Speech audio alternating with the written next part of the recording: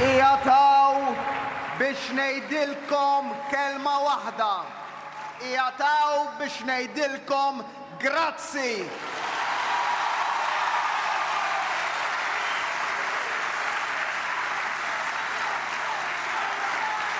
Grazzi ta' din it-triq illi qed nimxu flimkien. Ħafna minnkom kontu magħna dakinhar 10 snin ilu.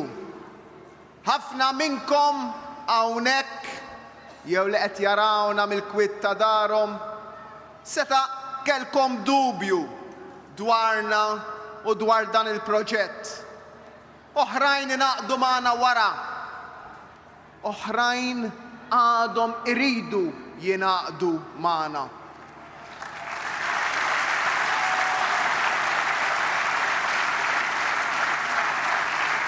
Għax jekk dan il-moviment għandu karatteristika waħda li tagħmlu jingħaraf mill-forzi tradizzjonali li ma nissuppervjaw qatt. Li fl-ebda mument ma nemmnu jew naħsbu li aħna biss nafu kollox u li meta ħaddieħor mhux konvint dan ikun għax ma femx jew għax ma jifhimx. Ħbieb tiegħi huwa proprju għalhekk li nemmen, anzi konvint li dal-moviment jista' u se jkompli jikber ħafna aktar u se jilqa' fih danu aktar nies. Għax nibqa' ngħid li għadna ma kkonvinċejniex biżżejjed u stajna ddiżappuntajna wkoll.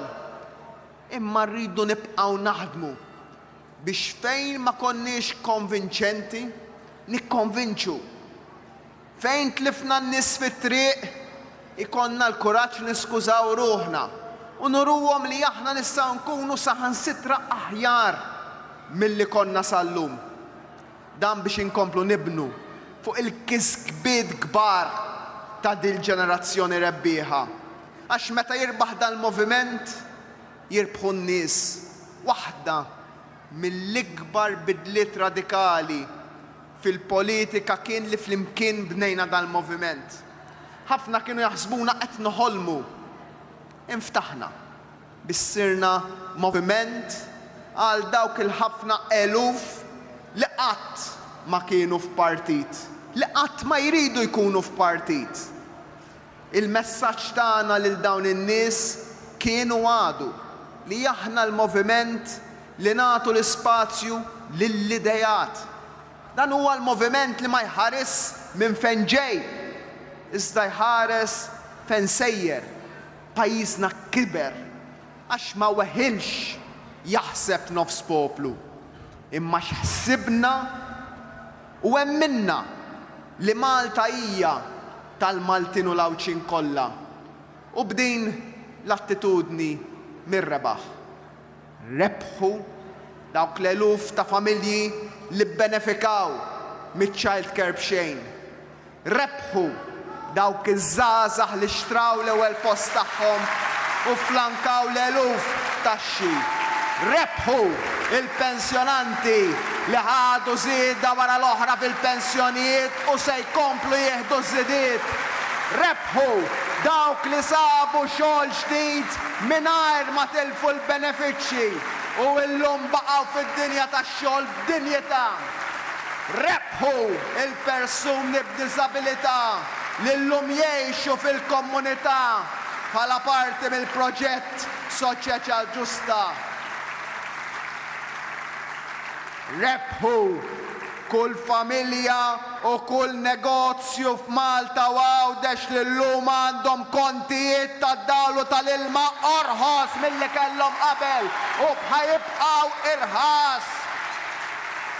Din hija xhieda li qatt daqs illum fl-istorja reċenti ta' pajjiżna ma dal-moviment qed jgħix l-iskop tiegħu tal-ġustizzja soċjali u tal-mobilità soċjali.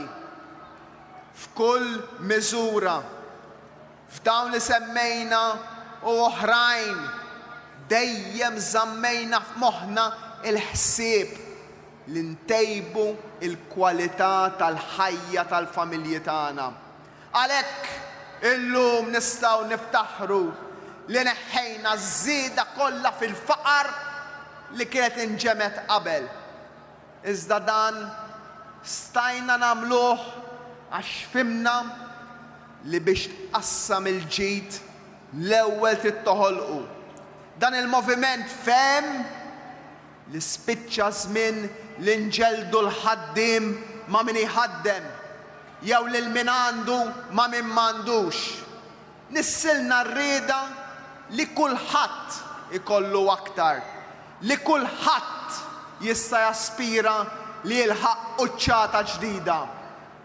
Kienet dil-mentalità li waslet biex ħloqna l-ġid.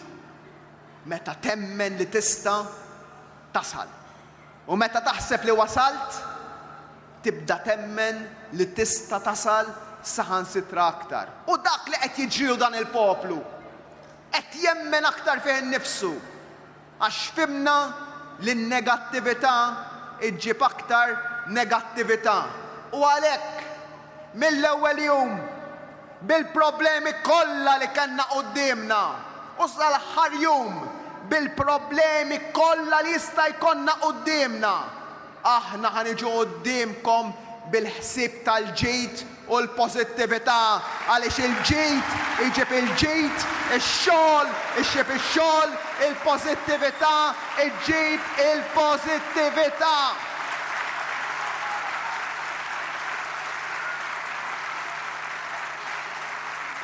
Illum dan huwa il-moviment li għandu l-aqwa ċertifikat tal-ħolqien tax-xogħol.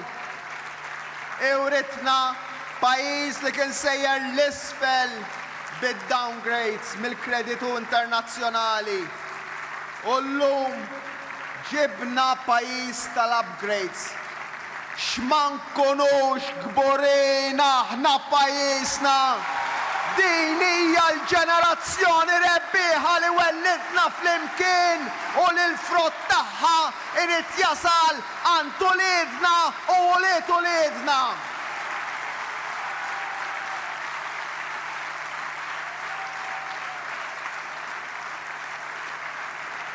Għaxar snin ilu kull sena l-pajjiż kien joħloq 4,000 post tax-xogħol ġdid. Dak minn fejn tlaqna 10 snin ilu. Illum minn 4,000 post tax-xogħol fis-sena, pajjiżna qed joħloq 11,000 post tax-xogħol fis-sena. 10 snin ilu kellna n-numru ta' nies qiegħda li kien jilab ma' 7,000 persuna. Illum in-nies qiegħda nislu għal taħt l-2,000 ruħ. 10 snin ilu pajjiżna kellu deficit ta' 250 miljun euro fis-sena. Illum il-pajjiż għandu surplus ta' aktar minn 430 miljun euro ħbib tiegħi.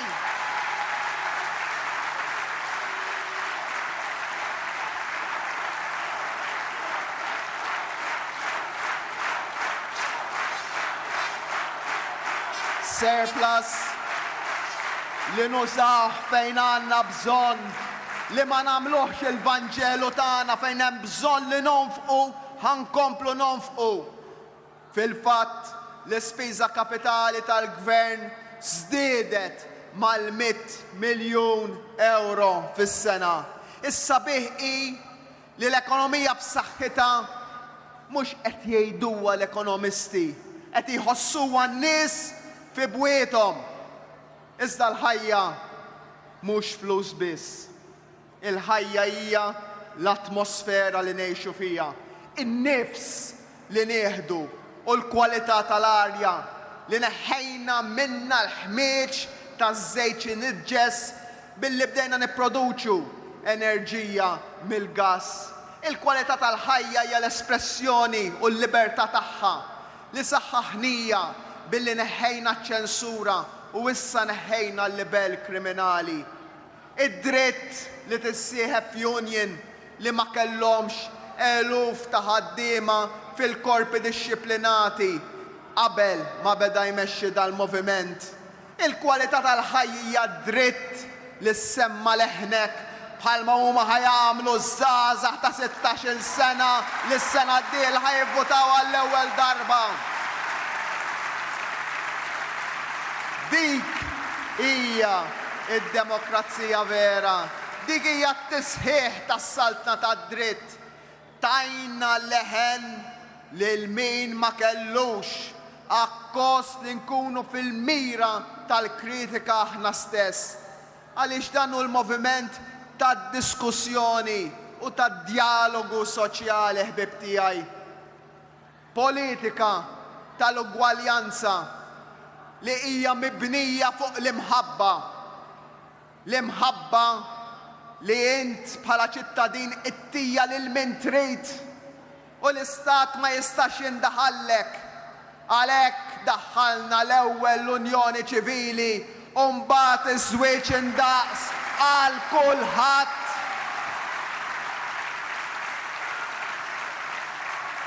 U x'isbuħija dawk iċ-ċelebrazzjonijiet ta' mħabba li nkunu mistednin għalihom jkunu fost l-aktar mumenti emozjonali fil-ħajja tiegħi bħala Prim Ministru, fil-ħajja tagħkom, ta' kull familja. L-imħabba li faret dawk il-familji li kellhom l-ewwel wild tagħhom servizz tal-IVF b'xejn mill-istar pubbliku. L-imħabba li ma tippermettix il-vjolenza u għalhekk daħħalna liġijiet li ħarxu l-ġlieda kontra min jabbuża fid-dar, speċjalment fuq in-nisa. Liġijiet primarjament favur id-drittijiet tan-nisa. Din hija il-bidla li ġibna fil-pajjiż. Dawn ir-riżultati kollha mhumiex grazzi għalija.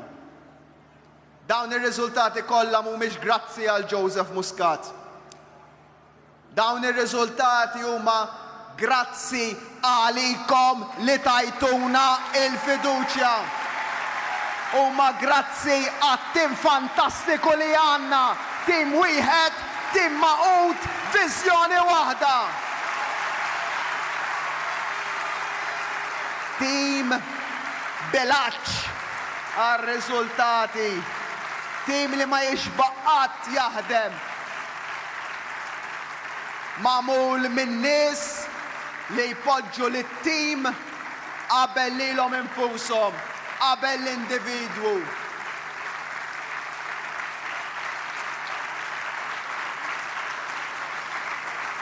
Iżda jarralna jekk naħsbu li wasalna. Ħarsitna ħatibqa' affukata fuq l-aqwa żmien ta' pajjiżna. Għad għandna programm ambizzjuż qudiemna bħala poplu, bħala moviment.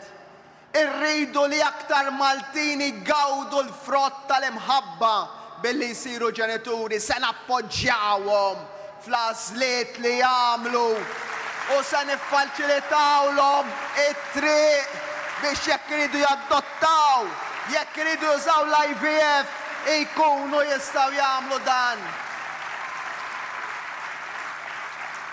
Tajna prova ta' dan u se nkomplu nagħtu fi żmien li ġej. Mhux b'suppervja, iżda b'konvinzjoni. Il-konvinzjoni li dan il-pajjiż ipoġġi idu fuq spallejn iċ-ċittadini kollha tiegħu u jgħidilhom dan il-pajjiż li aħna magħkom u li aħna se ngħinukom. U għalhekk nemmen li waħda mill-isfidi l-kbar li għadna ma tħallniex biżżejjed għaliha u li ħadd tkun impenn ta' dal-gvern, speċjalment din it-tieni sena tiegħu, huwa biex il-mara jkollha sem akbar fis-soċjetà tagħna. Għamilna passi kbar fil-bidliet li waqtaqna. Bidliet li fost oħrajn waslu biex aktar nisa daħlu fid-dinja tax-xogħol. Bil-ħatra tal-President tar-Repubblika mara li huwa appuntajna u li qed tagħmel ħidma bla preċedent.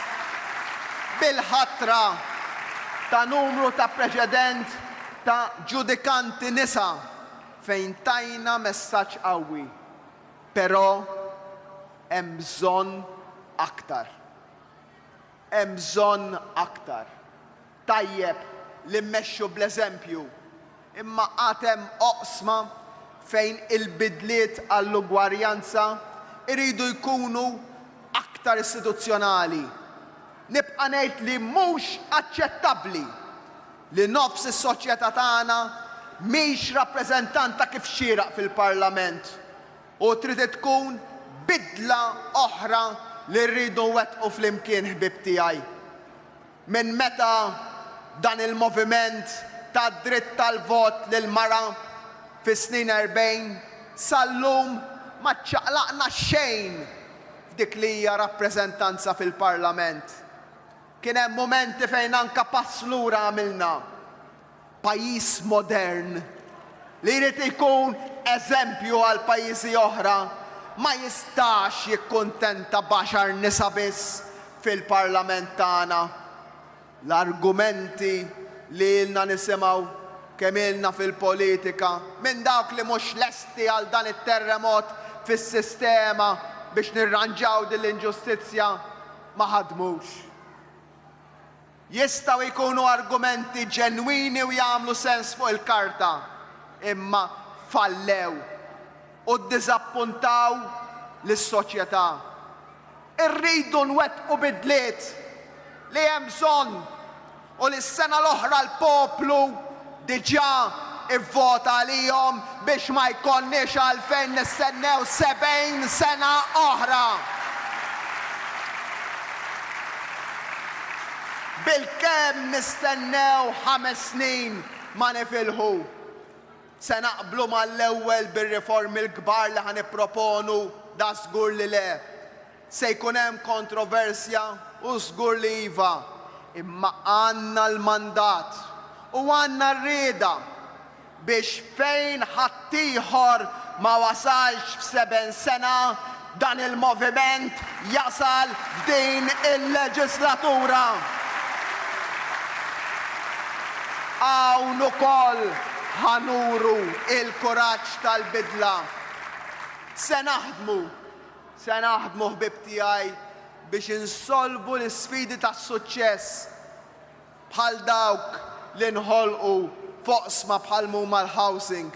Irridu sistema ta' kirjiet li tagħti aktar serħan il-moħħ fil-waqt li tkun ġusta mas-sidien.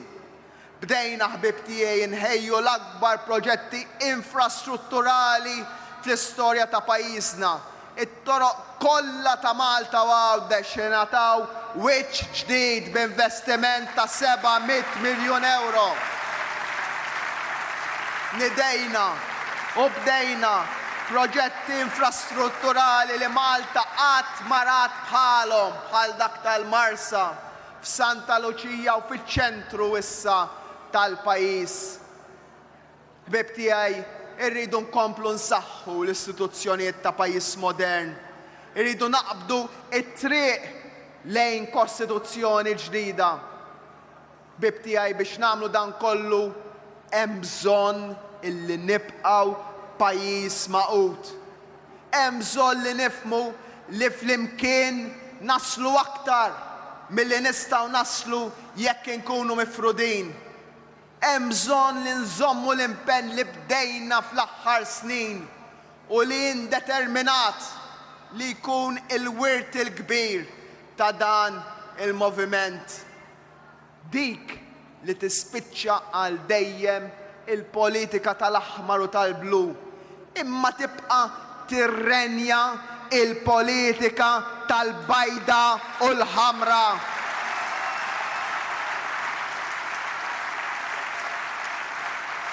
Hekk jibqa' jikber dal-moviment. Hekk jibqa' jikber pajjiżna. Ħafna jistaqsu se jiġri fis-snin li ġejjin minn pajjiżna. Jien nista' ngħidilkom hawn illum. Pajjiżna se jirnexxi aktar milli rnexxejna sal-lum. Għada se jkun aħjar millum.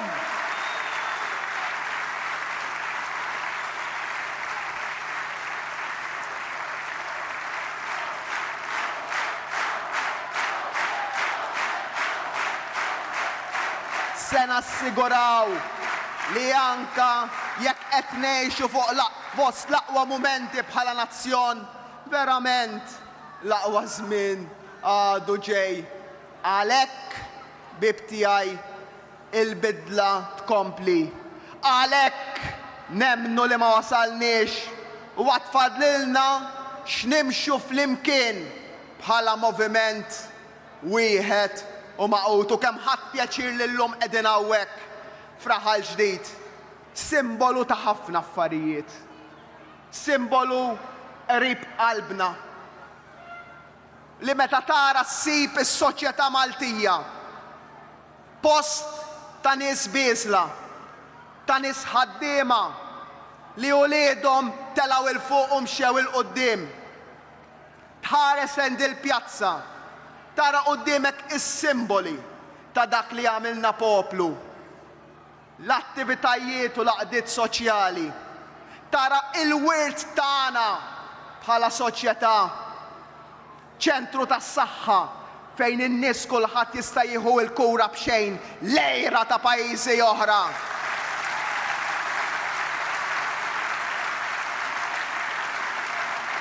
Tara skola tefa ta' ġebla l-bot fejn kull tifla u kull tifel għandu dritt tal-edukazzjoni b'xejn lejra ta' pajjiżi oħra.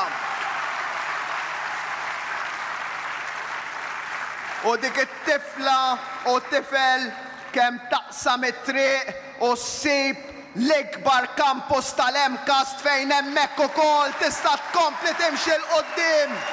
Hemmhekk l-Università, l-Emcast, il-Junior College, il-Higher Secondary. Is-soċjetà tagħna mibnija madwar in-negozju, il-ħwienet iż-żgħar, in-negozju żgħir li huwa il-qalb tħabbat tal-ekonomija tagħna. Is-soċjetà tagħna magħmula wkoll minn min żbalja u qiegħed il-ħabs. U lil dawn in-nies iridu nagħtuhom iċ-ċans li jirriformaw irwieħhom biex jerġgħu jkunu parti mis-soċjetà tagħna. Is-soċjetà tagħna li għandha l-pulizija u l-forzi armati li aħna rridu nkunu ċerti magħhom li aħna lill-pulizija, lill-forzi armati, lin-nies tal-protezzjoni ċivili, lis-servizzi tas-sigurtà tagħna nirringrazzjawhom kull ħin u kull mument li jissugraw ħajjithom għalina.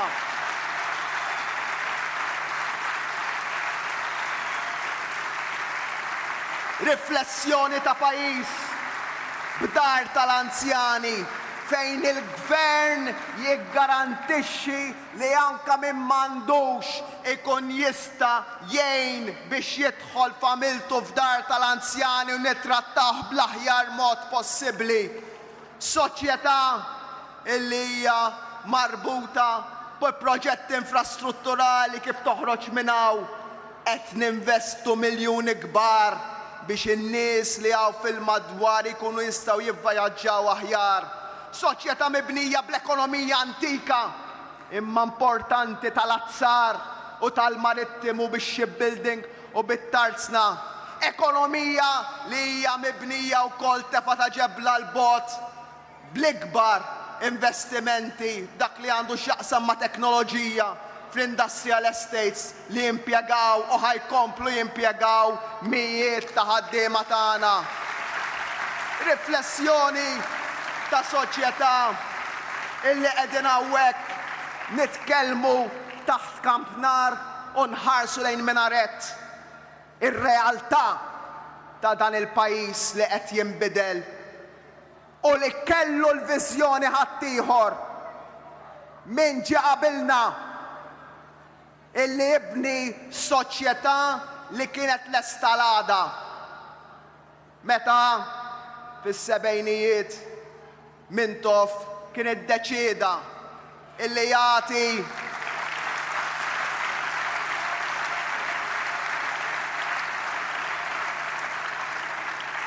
jagħti art fejn tinbena dil-moskeja, fejn tinbena skola li titmexxa mill-insara u li fija jattendu tfal Musulmani. Proġett uniku fid-dinja. Kellu viżjoni li kien jaf li pajjiżna ħajkun qiegħed jikber u jinfetaħ. U hekk hija responsabbiltà tagħna llum illi min verament jemmen li dak li għexna u dak li konna ngħidu 40 sena ilu verament jagħmel sens. Illum ukoll irridu nkomplu niftħu l-bibien ta' pajjiżna, nabbraċċaw il-bidla, nabbraċċaw id-diversità, nagħmlu lil dan il-poplu, lil din is-soċjetà waħda kosmopolitana, waħda miftuħa li tkun gburija li Maltija imma gburija li tilqa bidejja miftuħa lil kull min qed jiġi hawnhekk jgħix, jaħdem, jenna, intellaw il-fuq il-dan il-pajis. Ninsabu nofs triq, ejja nkomplu mexxin il-qoddim. Malta tagħna l-koll se tibqa' mixja għall-aqwa żmien biex issir il-Malta ta' għada. Nirringrazzjakom.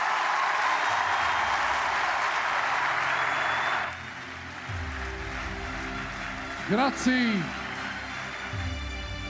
lill-Prim Ministru u mexxej tal-Partit Laburista, Joseph Muscat.